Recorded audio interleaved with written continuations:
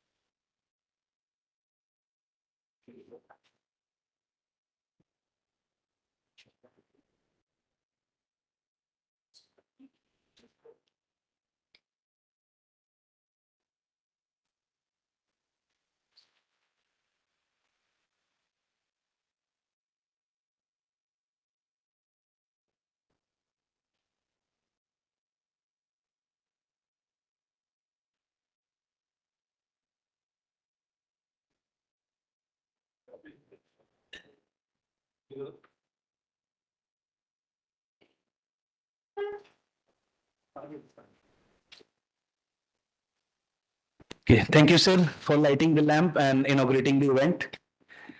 Okay, so now we formally start the event today, and I will brief you short with a very brief short of the event, and I'll hand over the stage to HOD sir after that.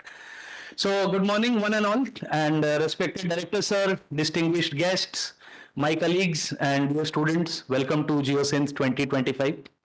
And it is with immense pleasure and a deep sense of responsibility that I invite all of you and thank all of you to be a part of GEOSYNTH, an annual research day of the Department of Earth Sciences, dedicated to the exploration, understanding, and advancement of Earth science. Now, as you all know by now, that Earth science is no more a passive study of rocks and layers. It is a lens through which we understand climate change, sustainable development, and our planet's future. And in this era of green transition that we are going through, the relevance of earth science, the relevance of our discipline has never been more critical. And the responsibility, the collective responsibility for all of us has never been greater. So with this in mind, GEOSYNTH was conceived, which not only marks the beginning of a scientific meeting, but also the convergence of bright minds, bold ideas, and shared commitment to understanding our dynamic planet. And to this effect, this year we have invited some dignified guests from all over the country. I'll just give a short introduction to them, and a more illustrious introduction to them will be provided by our hosts Paramita and Abhay at a later stage. So I will give you a short introduction. We have here on the dais Dr. Vineet Gahalaut, Director, Wadia Institute of Himalayan Geology. We have Professor Shishir Mandal from here, a well-known economic geologist and ore petrologist from Jadavpur University.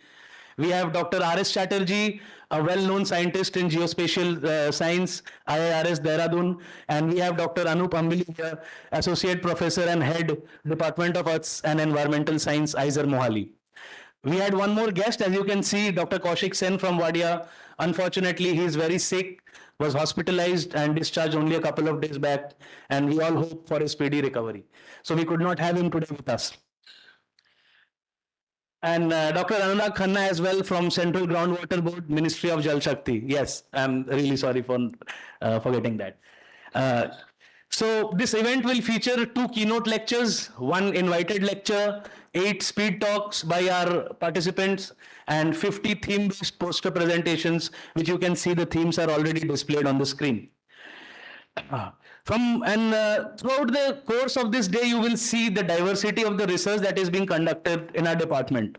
From studying the core of the earth to the surface of the moon, from understanding or developing machine learning algorithms to understand landslides in the Himalayas, to understanding urban heat islands across the Indian subcontinent, from evolving life forms to changing climatic patterns, and from devising CO2 storage solutions to understanding how to extract critical minerals from the earth. We are doing it all, and you will see that. And we take a lot of pride, we take immense pride in the fact that our department is only very few of those units in this country in which such a diversified geoscientific research is conducted under one umbrella. And mark my words, these are not just keywords that I told you. Dear guests, as you will see throughout the day, through the speed talks and posters, all these aspects are being covered at our department. And this is a matter of big pride for all of us. And thank you for being a part of GeoSynth 25. And I hope that this event sparks scientific collaboration, innovation, and meaningful dialogue. With this, I hand over the stage to HOD Sir, Professor Sandeep Singh, for a formal welcome address. Thank you, and please enjoy yourselves.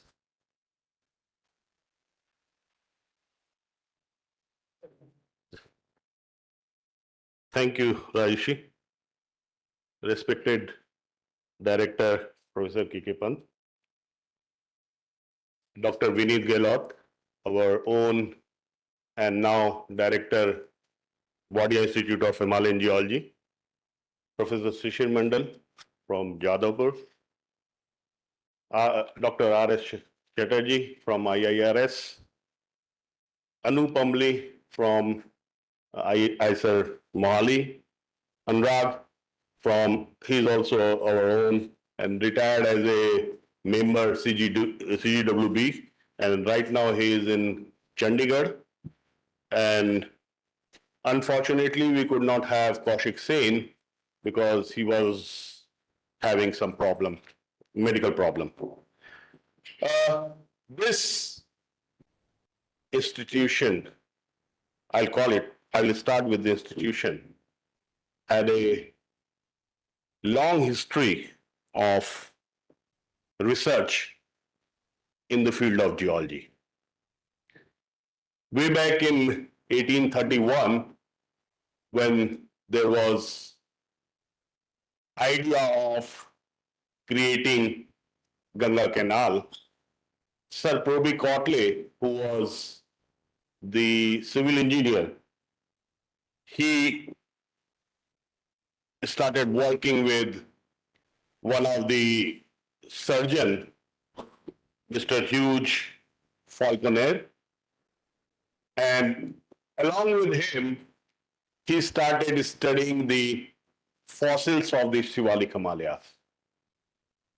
And in the year 1846, he got Fellow of Royal Society of London on the basis of his study on the fossils from the Shivalik Himalayas. So not only that, the Museum of Geology was part of this study during early days. Right now, where our honorable directors are visiting his office, that was earlier the Museum of Geology. And in year 1855, the first professor was appointed, who was Professor H.B. Medlicott. And after that, somehow something happened and we lost the professorship of geology, and also the museum was gone somewhere, which we do not know because we don't have any history of that. But again in 1960, this formally the Department of Geology and Geophysics started with Professor R.S. Mittal. On his name, this hall is being named. He was our founding head. And since then, there has been research going on in various fields, but the main emphasis was on the geodynamics of Himalaya. And because we are very close to Himalaya, so that is why most of our research was aimed here at that point of time. Later on, we expanded, and now in the present faculty, we have people who are doing research in all whole of the Himalaya and even beyond that, whole of the India and that. This department gave the term Garhwal seismic belt on the basis of the MEQ data set which this department generated. I know Vineet must be knowing that because he was part of that also. Not exactly the MEQ, but yeah, he was part of the department. So the Garhwal seismic belt was coined by this department. And apart from that, there has been many researches going on, and many, even some of the researchers who are I call it a mafia in the Himalayan geology. They recognized our contribution from the department. So with this word, I welcome you all for this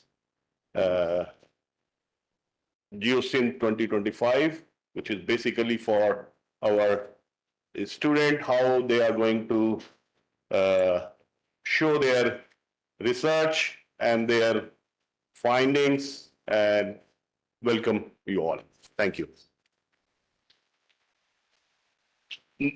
Now, I request our director, Professor K.K. Pant. Let me put it very briefly that Professor Pant has a Google citation of more than 20,000. So you can imagine he is the right person to start this workshop or annual research scholar day. So, sir, please. Thank you. So, very good morning to all of you. And our chief guest and keynote speaker, Professor Vineet ji, from Wadia Institute of Technology, Director, Head of the Department, Professor Sandeep Singh ji, Professor S. Maurya, all the distinguished faculty who have come from different part of the country to deliver the keynote, all the faculty colleagues of the institutes, all the research scholars, and all the staff, those who are here. Once again, a very warm welcome to this IIT Roorkee campus for all the guests, and congratulations to all the research scholars, because this GEOSYNTH 2025 is being celebrated on the Research Scholars Day.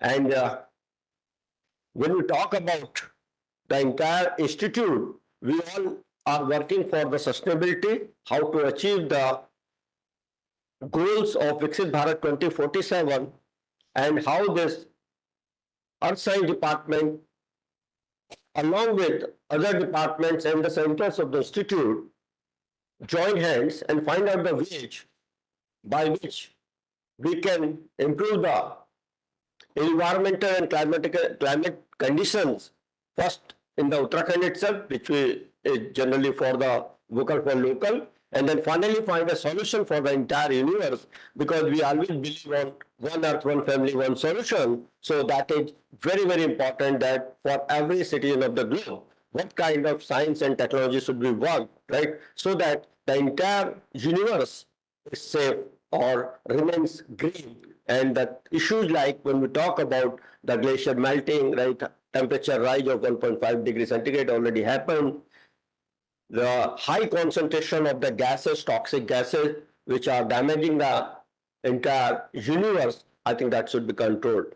And these all things are in your hand. Then how can you do your research, right? And how can you implement it and make it a kind of community acceptable level of research? That's very, very important.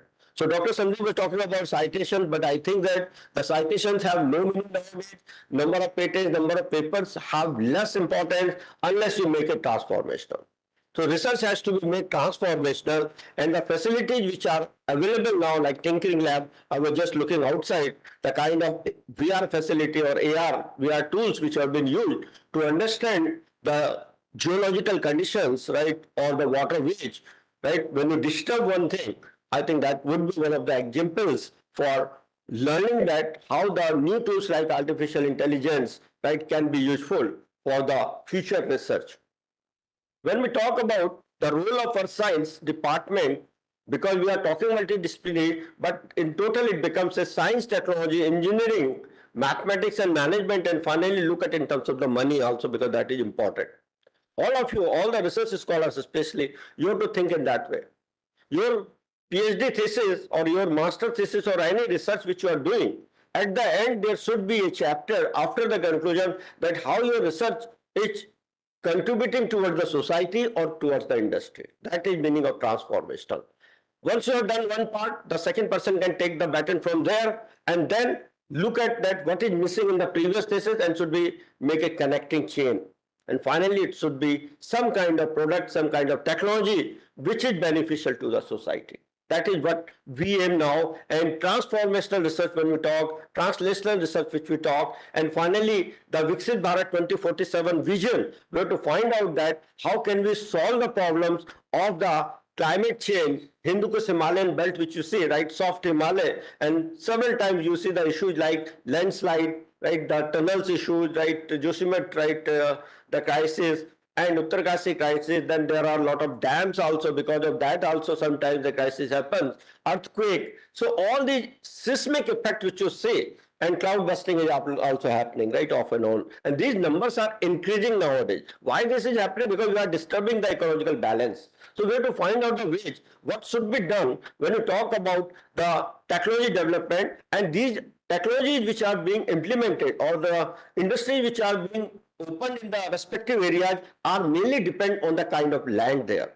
So what kind of industries should be set up in this area, whether it is the soft land, then you have to identify, you have to make I think the white paper, and then based on the geological conditions, I think we need to find out the ways that the particular industry, whether it may be electronic industry, whether it is a chemical industry or a process, because the water management, so we have to train our MSMEs also for the same, because huge amount of water is being wasted or huge amount of polluted water is being discharged into the river, and water is precious. You must have seen the recent news also that maybe the next war is based on the water only, right? We have 3% potable water if you look at the entire universe.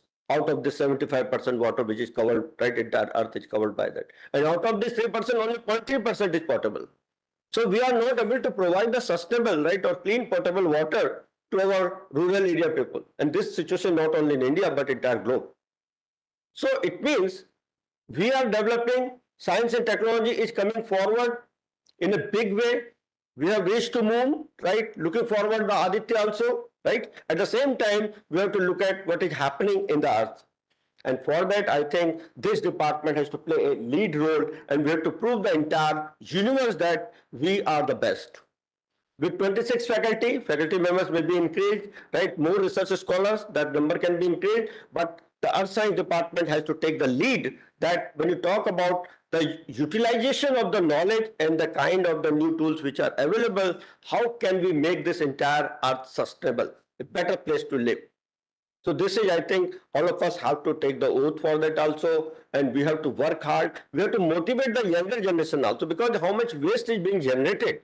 That's a very, very important, that how can you minimize that number. The plastic today, the World Environment Day is also there. And then also that how much waste is coming, why the temperature is rising, right? Why glaciers are melting, and how can we minimize these things. It's very, very important.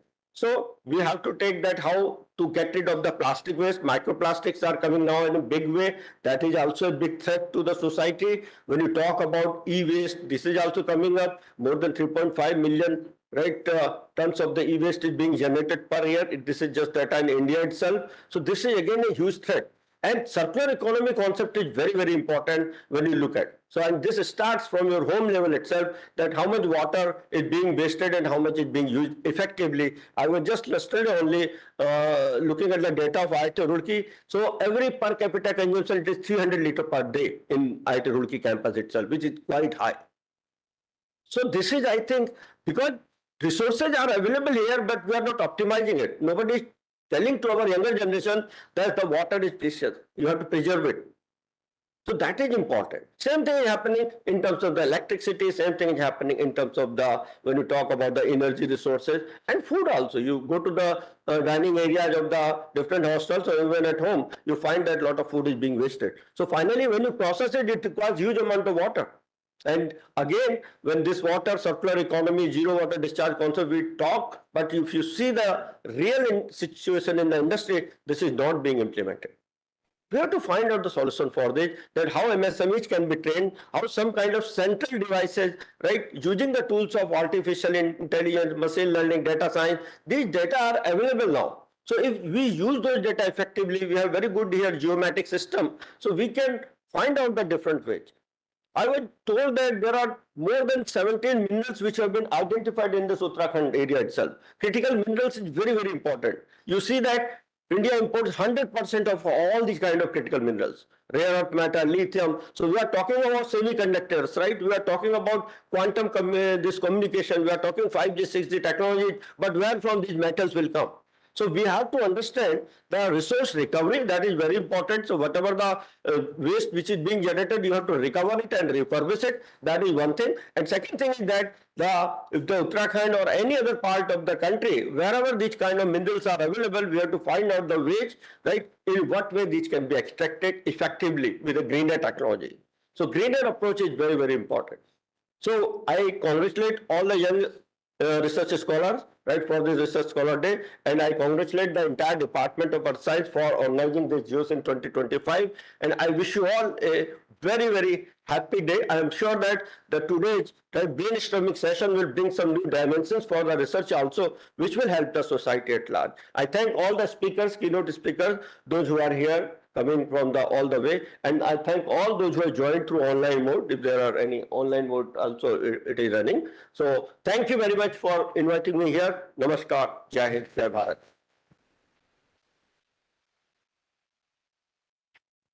Thank you, Director Sir, for such a insightful talk and making us realize the relevance of earth science even more.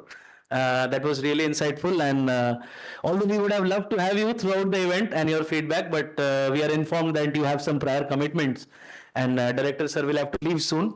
So I ask Sandeep Sir, HOD Earth Science, to please give him a token of appreciation before he leaves the hall.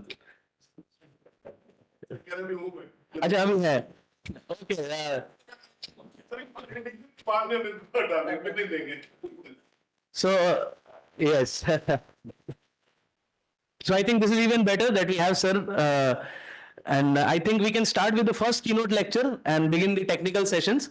We can have some staff and get these tables removed from here. And sir, I would ask all of you to please take your seat, and we begin the first technical session now. And today also happens to be World Environment Day. So Director Sir's speech makes all the more relevance here. And yes, we are on YouTube live currently, and all the talks will be live streamed on WebEx with online audience. They can interact with us as well. I now hand over the stage to Abhay and Paromita, the hosts for the event. And please take over, Abhay and Paromita.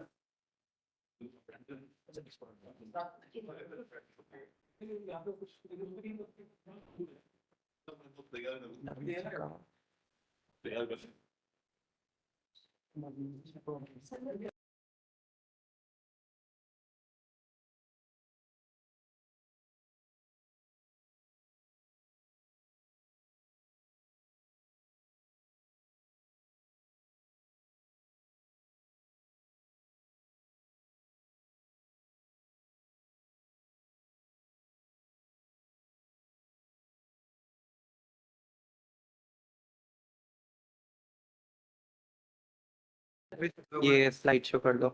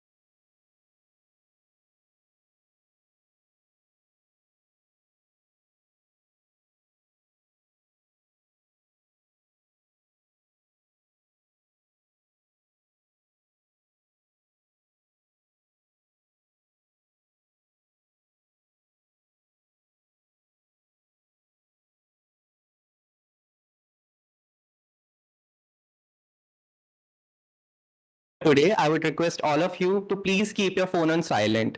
Thank you.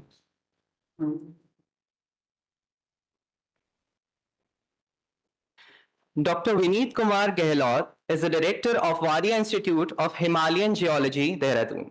He holds the permanent position of Chief Scientist at CSIR-National Geophysical Research Institute, NGRI, Hyderabad, India since 1999. During 2015 to 2019, he has also served as the director of the National Center for Seismology, Ministry of Earth Sciences, New Delhi.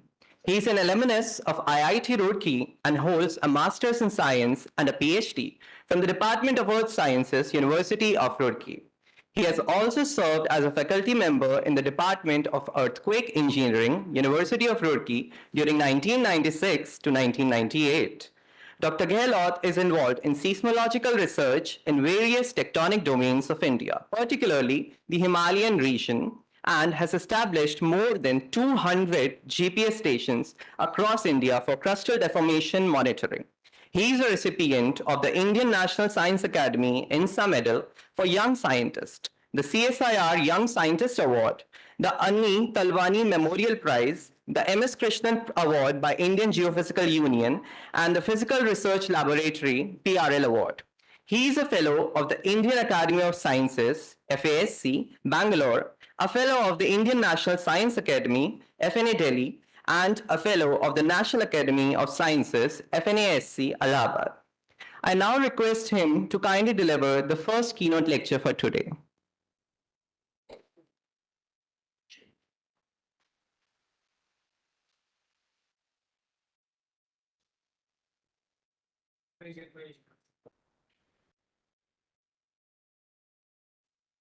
Um, First of all,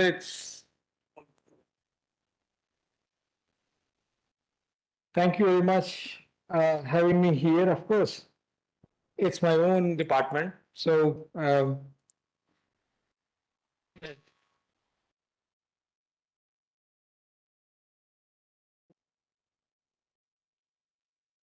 are a lot of things which happen. One is uh, I mean, of course, there are a lot of emotions which are which comes up when you visit your own department, and at the same time when you meet your own friends, your own people with whom you spend a lot of time, and it becomes very sort of awkward when you are sitting on the front and then you are joking around with Dr. Sandeep Singh, Dr. Sorry, this one is working. So you go back to the same period, and then so we were cracking jokes when we were sitting at the front. So then I suddenly realized that, look, boss, everybody is looking at us, so let's stop it. And of course, director is also sitting there. Anyway, yes, of course, I passed out from this department, and I mean, of course, those who helped me reaching here, I don't see them in hall. They're all retired. So I did my, in fact, Dr. Sandeep Singh just reminded Garhwal seismic belt, and I also contributed in that because I did my master's thesis with Professor Khatri, and I was analyzing micro earthquake data from Garhwal region. And then, of course, I did my PhD from here with Professor Chandar, very fantastic teacher, extremely knowledgeable, extremely intelligent, and very down-to-earth person.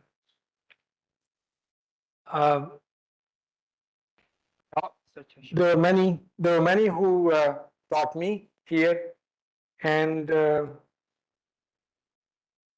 but then there was another person who used to sort of, and whenever you feel bored, just stop me because I can go on and on, recalling my experiences here. So there was one person when I was doing PhD. There was one person who used to always sort of criticize in a very positive manner. and he will say, uh, using some adjectives, right, which I cannot mention here. तुम लोग यहीं बैठे रहते हो, कुछ नहीं करते हो, कुर्सी बैठ के कुर्सी तोड़ते रहते हो, फील्ड में जाओ, फील्ड में देखो, डेटा इकट्ठा करो. You know. So of course, at that time, there were the kind of work which I was doing. There were no means to go to field. There were no means to collect data because that it required different kind of instruments which we didn't have, and we didn't have expertise in it. So we were using data from others. But then I took those words very, very seriously, and that shaped my journey. So Professor Jain, right? So it was Professor A.K. Jain who was always used to insist that you should collect your own data. You make sure that you identify the regions where we are lacking. You collect your own data, and then because once you have your own data, then you start owning it, and you feel sort of the love, the kind of love, the affection which you have towards that, that product, that research is immense. And that's what every field geologist do. So that I honestly, I took those words very seriously, and that's how I started going to field and took up some work which was mostly field work oriented. Of course, I mean, it could be that there are some extremely intelligent people like Professor Khatri, Professor Chandar.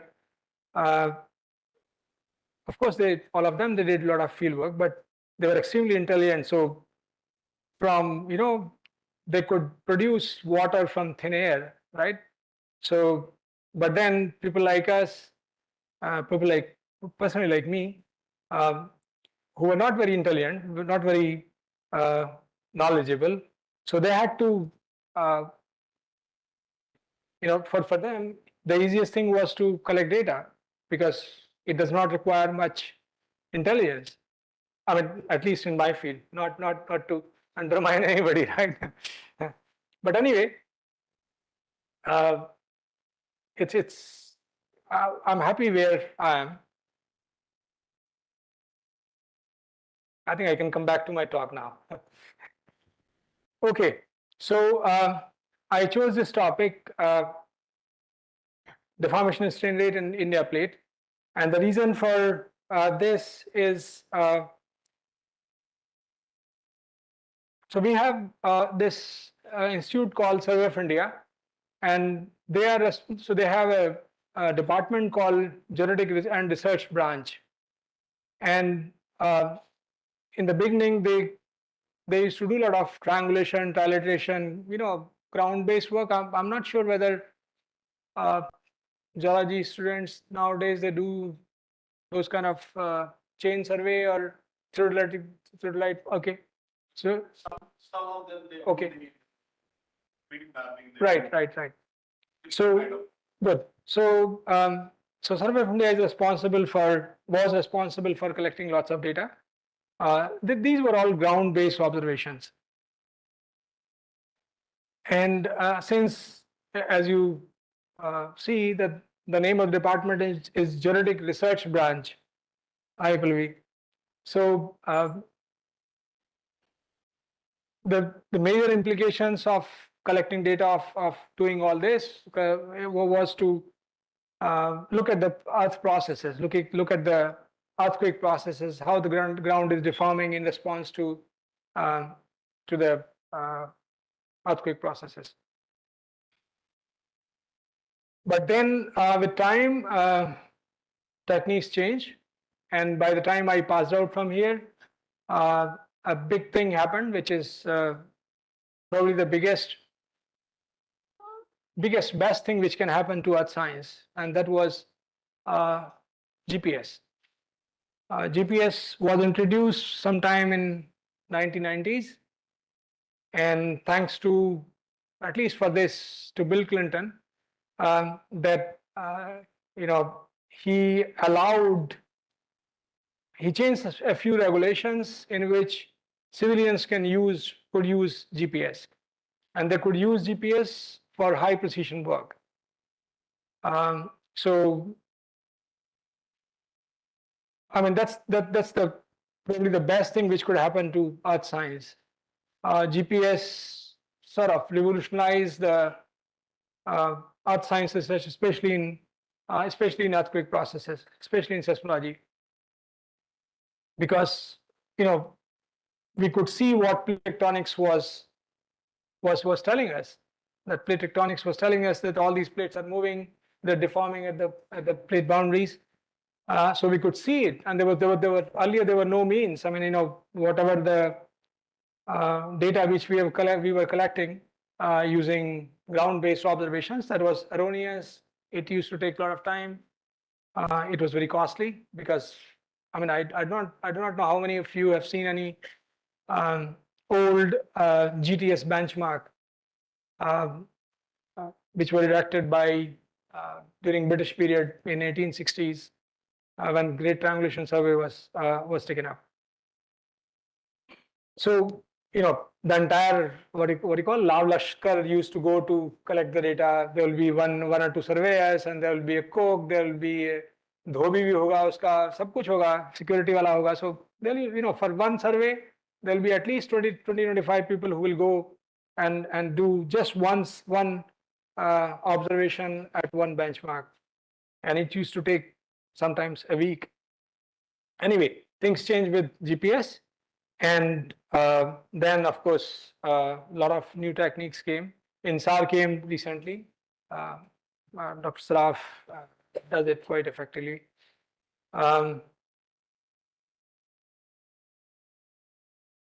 So the GPS work was supposed to be spearheaded by Geologic Research Branch, but then because of its own problem, they couldn't do it.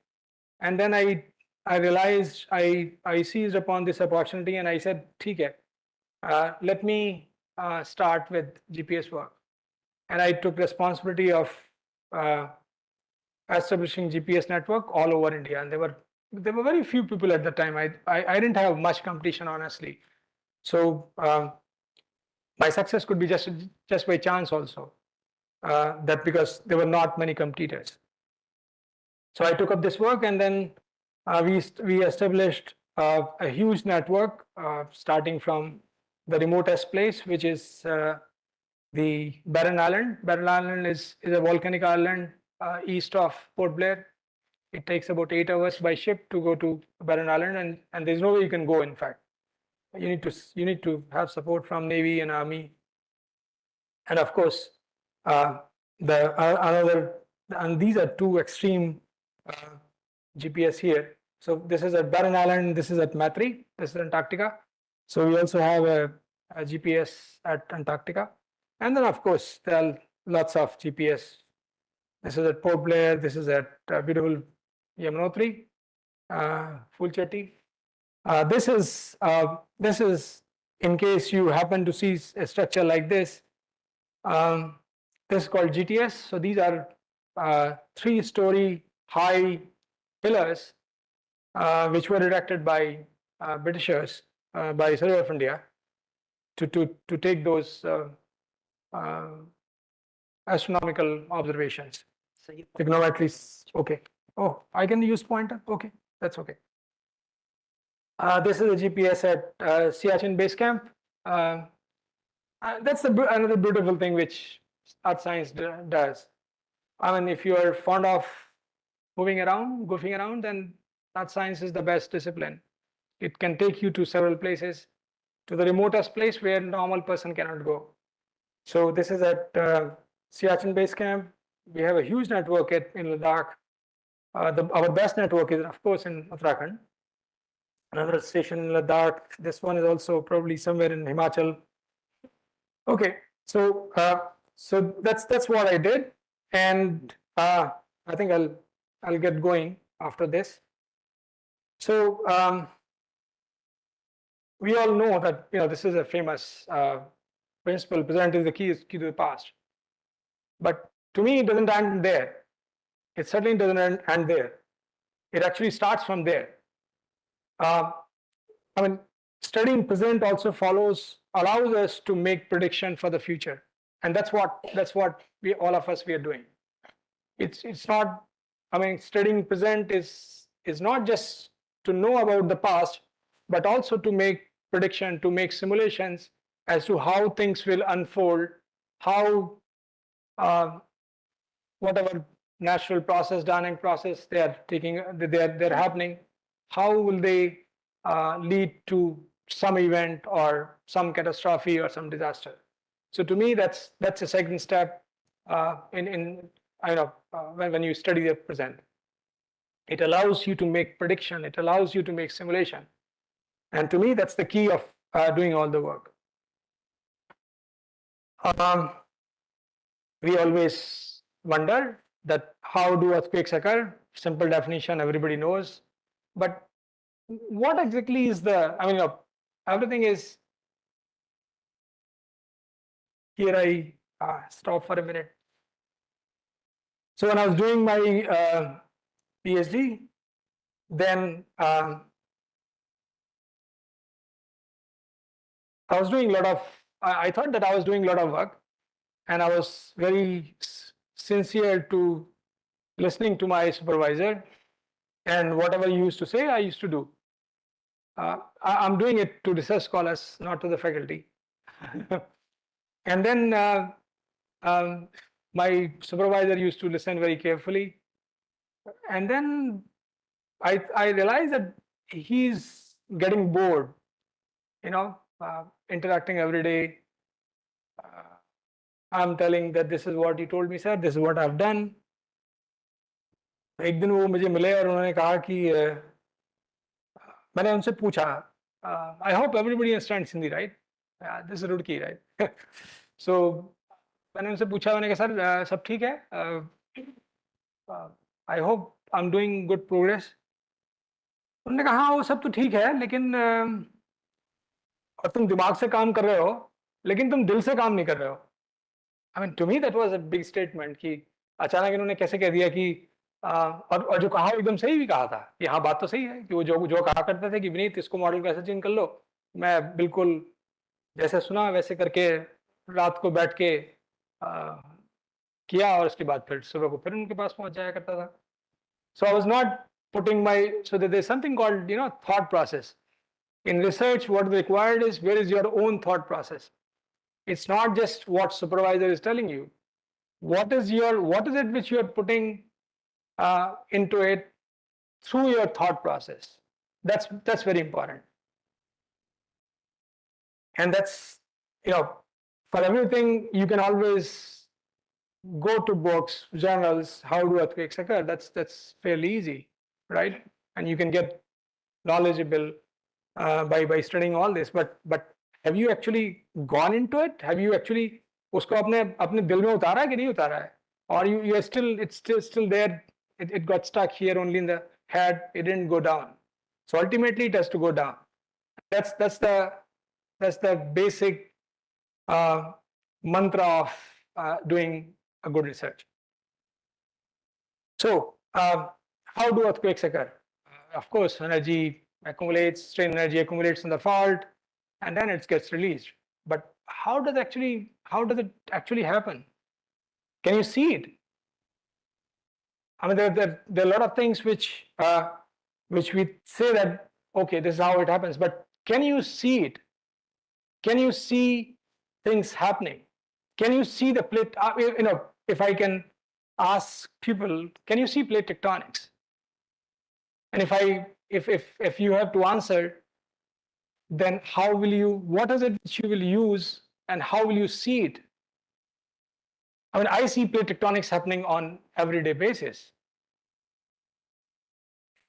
The day an earthquake occurs, right? The day I realize that the day I get the notice that an earthquake has occurred, that's the plate tectonics. I'm seeing it happening every day, right? So that's one way of looking at it. But then, can you see it through instruments? That's another big step. So that's what I did. How do earthquakes occur? So I started looking at it. I started, I don't know how much time I have. Sorry? Oh, okay. I think I'll कहानी बाद में करेंगे अपन लोग पहले इसको खत्म कर लेते हैं. So can we predict earthquakes? That's another statement which we, all of us, everybody, you know, the moment somebody realizes that you're a seismologist, and the first thing which they ask you, can you predict earthquakes? You cannot. At this point of time, there is no way you can predict earthquakes. But then, that's what all of us, we are working towards it. We are making incremental step. It could be very small step, baby step, but on daily basis we are working towards it. We do not know whether we will be able to do it tomorrow or after 1 year or after 10 years or after 100 years, but someday that's for sure that it will happen. I don't think I can. I don't think I can run it. Can I? Oh, this is a beautiful video where you see plate tectonics happening. I do not know how many of you have seen it, but just watch it and look at it very careful. There's an earthquake which has just now occurred. Look at what has happened just now. You saw the plate tectonics. You saw it happening right here. You saw that the land on this part here, it got shifted. If I play it again, it's a very short video, so I can play it again. So now it's all, pick some reference frame to across the fence. Now the shaking is going to start, right? This is the shaking. Look at the land shifted on that side. So this is probably the first video which has been captured for a big earthquake. It's called this. There was an earthquake in Myanmar. The region which you are seeing is Sagaing Fault, and you could see that the land on that side, it got shifted. It got shifted by a few meters. Oh, I'm sorry. Yeah, something stupid will come. Huh? Okay, right. So that's the plate tectonics. So it tells you, it shows you how land deforms, how plate moves during the earthquake, how the land gets shifted. So concept of plate tectonics, I don't need to tell, but that's one of the basic ingredient of understanding earthquake. What is plate tectonics, right? All these plates are moving with respect to each other, moving at Indian plate is moving at a rate of about 5 centimeter per year towards northeast, which is here. And the next most basic concept is the elastic rebound theory.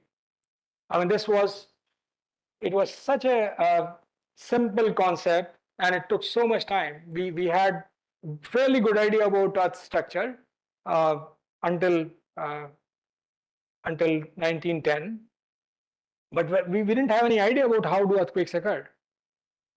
But it was only through this observation that we got to know as to how the strain accumulates and how it gets released.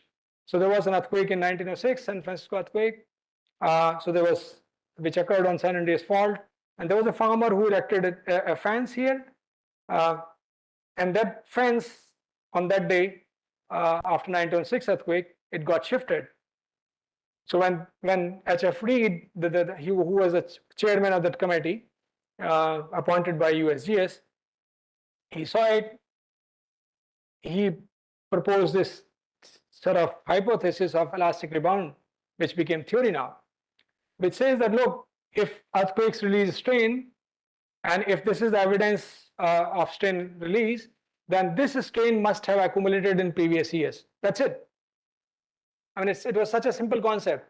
I mean, if I apply pressure on this, right, then it will break, right? But so that means once I have broken it, that means I must have applied some pressure. and it must have deformed in the response of the pressure. That's it. So that's such a simple concept which was given by this gentleman, and that's the concept which we use even now. You know, whether we take any sophisticated technique for Earth observation, but that's the concept we are using now. That before the occurrence of a big earthquake, there must be deformation before it, and if you can capture the deformation, you can study how the Earth is going to behave in response to the strain accumulation. This was the second concept, and how much strain is accumulating. This is a strain. So this much is the strain which is accumulating in the previous years, and the key is you measure this strain. How precisely you can measure it. I mean, it took me to understand this. It took me 5 years, 5 full years, and I'll tell you the story at the end once if I get time. The third concept was earthquake cycle, which is again based on combination of plate tectonics and elastic rebound theory. That look, a point on the Earth in the plate bound region moves cyclically, almost like not periodically, but it moves quasi-periodically. So points will move in response to plate motion. So that's called, I call it site motion. And then it will reach to a threshold, and then an earthquake will occur. And then again, the process of strain accumulation will start. So that's earthquake cycle. And depending upon size of earthquake, this period could be 100 years, it could be 1,000 years. So every place, every point on the plate boundary goes through this earthquake cycle. So it experiences strain accumulation, strain release, strain accumulation, strain release. Strain release is during the earthquake. That's what you saw just now during the Myanmar earthquake. And so all our efforts are in this period. How the strain is accumulating, which are the places where strain is accumulating, how fast it is accumulating, what are the faults on which it is accumulating, since when it is accumulating, and when it's going to be fully ripe to produce an earthquake. So that's the challenge. That's the entire work on which all our research is based upon. So what I do is I use a GPS which is used in mobile phone as well, but the one which we use comes with your GPS comes with rupees 100. Our GPS comes with rupees 20 lakhs. That's the only difference.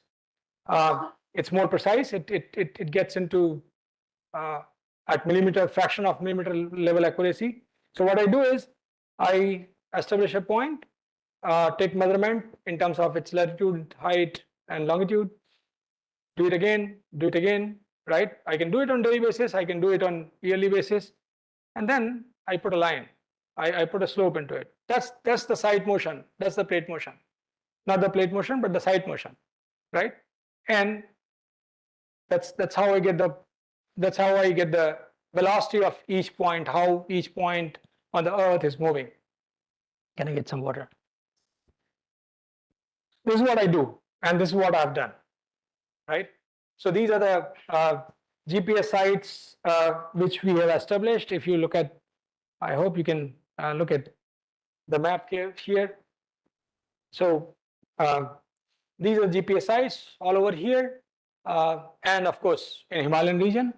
So these are all GPS sites which are running for. Some of them are running for more than 20 years, but the latest one could be running for last 2 years, 3 years, and you get to know how each point is moving with time. So you can see you see the plate tectonics happening right now here. You see that the vectors are almost like uniform here. The moment you cross Himalaya, the vectors become smaller. So that means there's something getting absorbed, getting accommodated in the Himalaya. And then, of course, in Tibetan Plateau, everybody knows Tibetan Plateau is extruding towards east. That's what you see here, right? So this is the most basic observation about demonstrating the plate tectonics.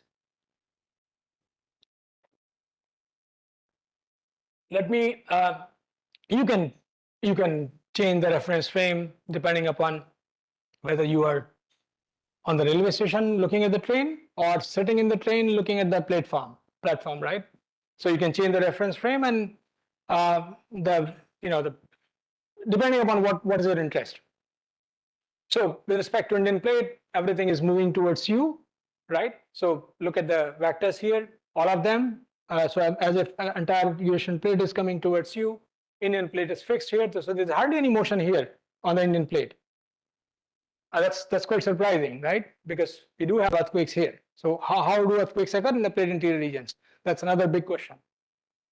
Anyway, let me to save time, let me go to straight to sorry. You can do a lot of things, which is what is required. When you're dealing with huge data, so you should be able to solve bigger problems, or at least you should be able to address bigger problems. And the bigger problem is, how does the strain accumulates here? What is the strain status? All of us, we know that seismic hazard zoning map, but then can I use these observations for seismic hazard zonation? And that's what you do. So you convert it into strain, and then you get these maps, fantastic maps, as good as the seismic hazard zonation map. Okay, let me straight away go to one region just to demonstrate that. Let me show you how things are happening in our backyard, not the backyard, but we are in the yard, in fact, Garhwal Kumaon region, Uttarakhand, right? So let me focus on this. We all know that the Indian plate is subducting. And this is where the entire drama is taking place. Entire strain accumulation is taking place. So let's see how it's actually happening. So these are GPS observations in Garhwal Kumaon region. You take a cross section, you take a profile here. That's how they look like, right? Doesn't it look like the strain curve which you saw in elastic rebound theory, right? It's exactly the same as elastic rebound theory. So this is a clear demonstration that strain is accumulating here in this region. How fast it is accumulating? That you develop some models, do some simulations, you get into it. How much strain is there? Well, I'm sure that a lot of people must have gone to Mohan. They might have seen the MFT, right? And you see that from Indo-Gangetic Plain, suddenly you go into to the topography. So that's where the entire action is taking place. So you expect that this is Indo-Gangetic Plain, this is MFT, right? So you expect that things should be happening here. I mean, if there was no strain accumulation, all these points should have been located here, but they're all located here. So that this is a clear indication that there's a strain accumulation going on. And how much it is? This is the strain.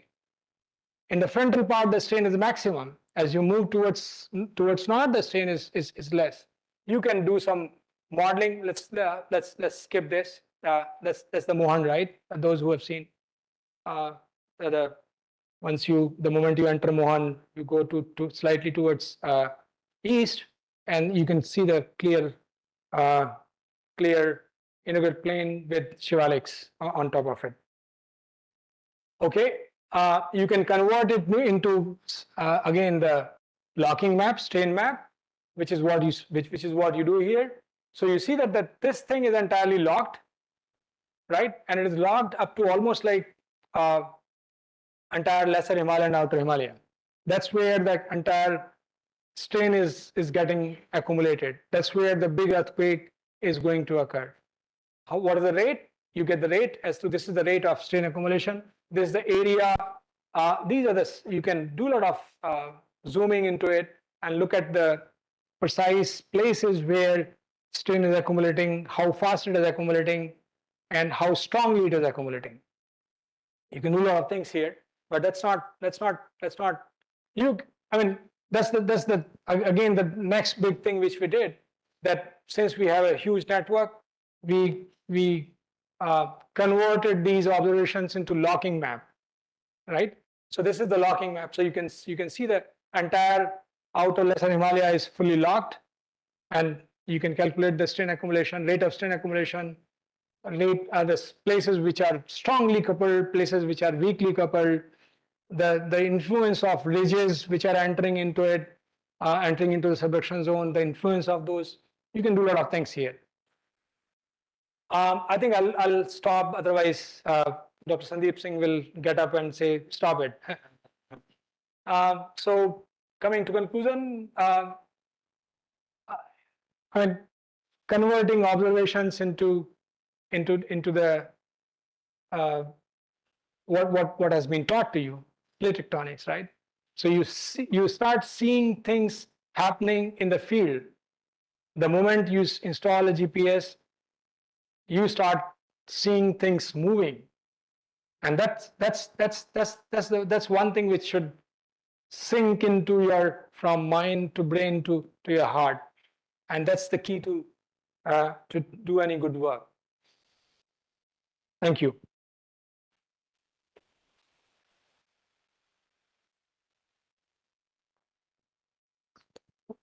Thanks, Dr. Gahalaut. I'm sure your talk on earthquakes might have stirred and shaken up a few thoughts in the minds of our audience. We have 2 to 3 minutes. If there are any questions, we are open for questions.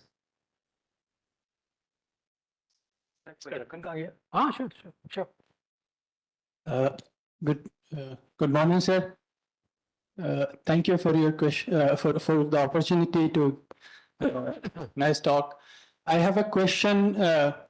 It might be quite general, but as you mentioned that we have lots of GPS stations, specifically in Himalayan region, we have seen there are a lot, and I believe there is in Joshimat also there are GPS stations. How it happened that while the Joshimat events occurred, till that time no one was much worrying about it. While we had the GPS, we had all the movements recorded by the GPS, and I came across that after the events happened, then scientists start publishing the GPS data, which was showing that Joshimat was not just a immediate events that happened. It used to be long back. The movements were happening. So what is the issue that this data it's getting mostly published after the event? Okay. Yeah. Good Thank one. you, sir. Good one. Yeah. The most general questions are the most difficult one. We deliberately avoid. No, I'm interested in tectonic motion, right? I'm not interested in anthropogenic or surface movement. So we deliberately avoid places which are not stable. Steep slopes or places which are where the slopes where the toe is getting cut. So we deliberately avoid them because I'm interested more. To me, this is Joshimat is a noise, right? It could be a signal for Professor Saraf, but to me it's a noise because I'm not interested. I'm more interested in tectonic deformation. That's one part. Now the Joshimat was highlighted too much because there was a town sitting on that sliding slope, and there are numerous slopes. I mean, if you come along with me, you will see plenty of them on your way. That all those slopes are moving. So monitoring those slopes is of course should be a priority, especially when there's population on it, and that's what Joshimat did.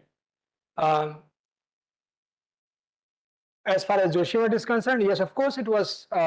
It is an old landslide, old debris cover, and which has slided in earlier years also. It's sliding even now, and I do not know how to sort of convince administration or how to tell people that, look, boss, you are on loose ground. This ground is not safe. So better you need to move. it's not easy to monitor all these slopes because it's a costly affair. But then there are techniques like INSAR, which helps you in doing quickly, and that's what a lot of people are doing.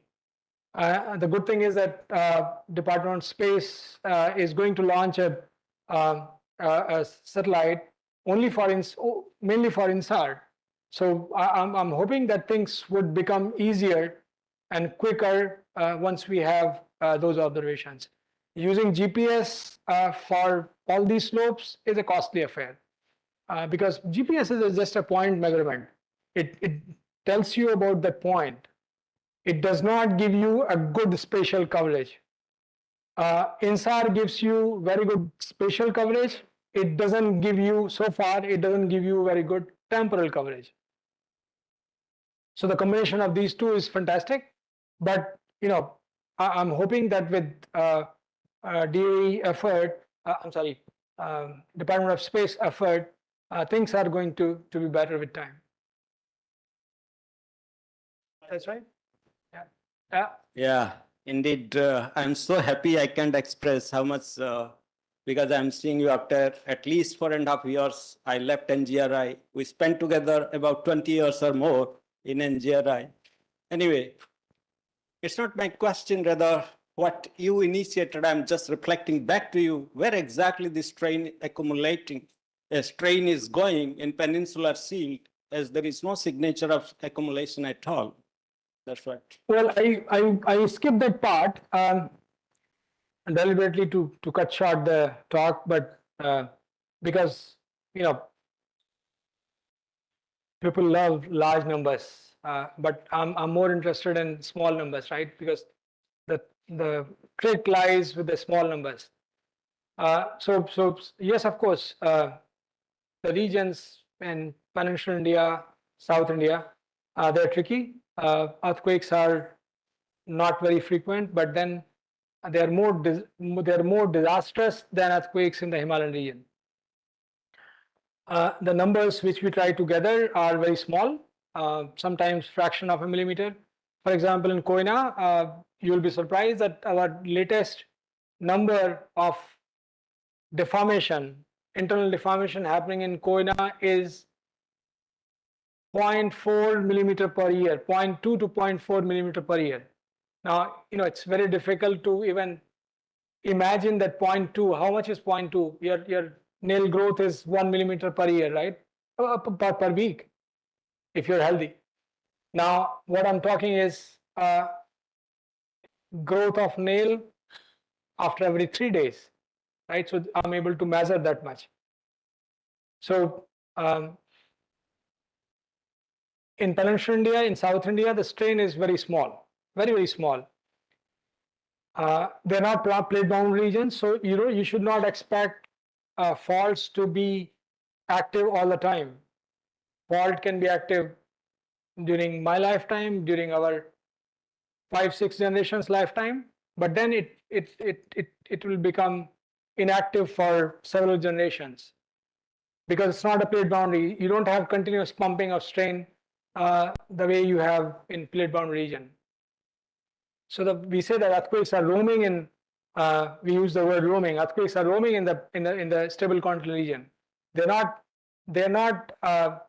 don't repeat the way they repeat in plate bound regions.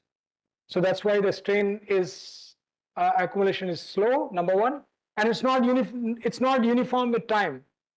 It's quite uniform in plate bound region because you have continuous pumping of strain because of convergence of two plates.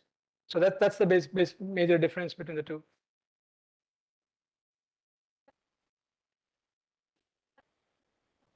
So we have a time point. Yeah. Yes, we are very